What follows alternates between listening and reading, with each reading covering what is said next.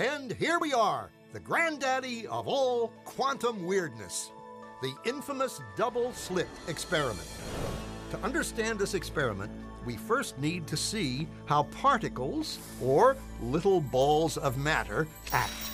If we randomly shoot a small object, say a marble, at the screen, we see a pattern on the back wall where they went through the slit and hit.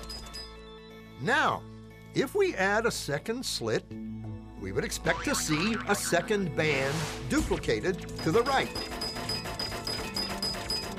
Now, let's look at waves.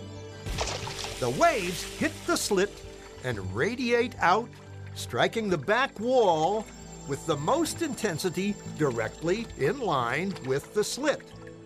The line of brightness on the back screen shows that intensity. This is similar to the line the marbles make. But when we add the second slit, something different happens. If the top of one wave meets the bottom of another wave, they cancel each other out. So now there is an interference pattern on the back wall.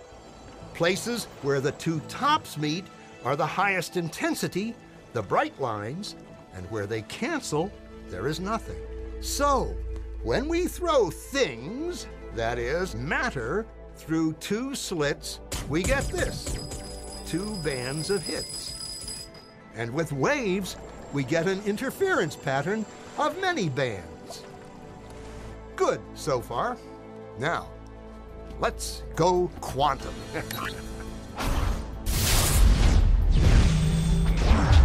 An electron is a tiny, tiny bit of matter, like a tiny marble. Let's fire a stream through one slit. It behaves just like the marble, a single band. So, if we shoot these tiny bits through two slits, we should get, like the marbles, two bands. What? An interference pattern. We fired electrons, tiny bits of matter through. But we get a pattern like waves, not like little marbles. How? How could pieces of matter create an interference pattern like a wave? It doesn't make sense. But physicists are clever. They thought, maybe those little balls are bouncing off each other and creating that pattern. So, they decide to shoot electrons through one at a time. There is no way they could interfere with each other. But after an hour of this, the same interference pattern is seen to emerge. The conclusion is inescapable. The single electron leaves as a particle, becomes a wave of potentials, goes through both slits, and interferes with itself to hit the wall like a particle. But mathematically, it's even stranger. It goes through both slits, and it goes through neither. And it goes through just one, and it goes through just the other. All of these possibilities are in superposition with each other. But physicists were completely baffled by this. So they decided to peek and see which slit it actually goes through. They put a measuring device by one slit to see which one it went through and let it fly. But the quantum world is far more mysterious than they could have imagined. When they observed, the electron went back to behaving like a little marble. It produced a pattern of two bands, not an interference pattern of many.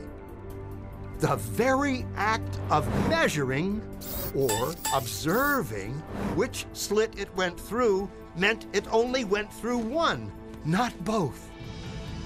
The electron decided to act differently, as though it was aware it was being watched.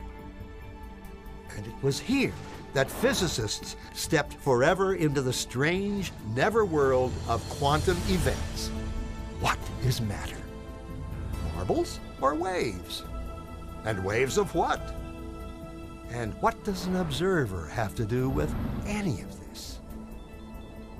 The observer collapsed the wave function simply by observing.